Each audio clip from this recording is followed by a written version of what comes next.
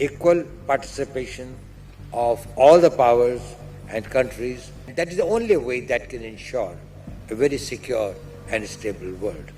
NSC Ajit Doval ने वो कह दिया जिसे बहुत सी कंट्रीज बोलने में हिचकती हैं। मॉस्को में हुए इंटरनेशनल सिक्योरिटी फोरम में एनएससी अजीत डोभाल ने दो बहुत पावरफुल मैसेजेस दिए, एक टेररिज्म पर और दूसरा बदलते हुए ग्लोबल पावर बैलेंस पर।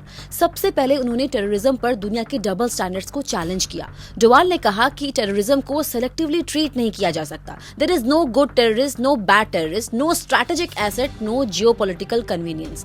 उनका मैसेज क्लियर था कि जो कंट्रीज अपने फायदे के लिए टेररिज्म को टॉलरेट या फिर सपोर्ट करती है, वो आखिरकार पूरे रीजन को अनस्टेबल बना देती है। We are committed, as you are committed, to fight against terrorism with all our might. I'll brief you about the details.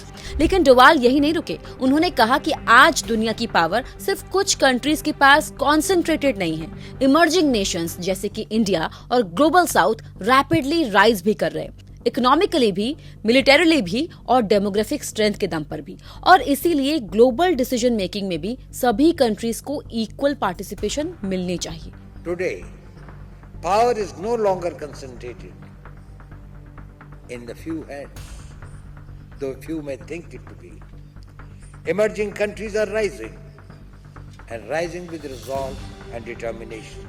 यानी कि you can not solve 2026 security challenges with a 1945 mindset. चाहे बात terrorism की हो या फिर global governance की, दुनिया को रिफॉर्म्स की जरूरत है।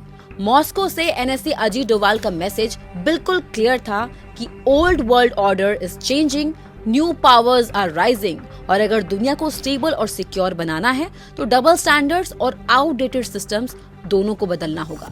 आपको क्या लगता है, क्या दुनिया अब सच में मल्टीपोलर बन रही है? कमेंट करके जरूर बताएं।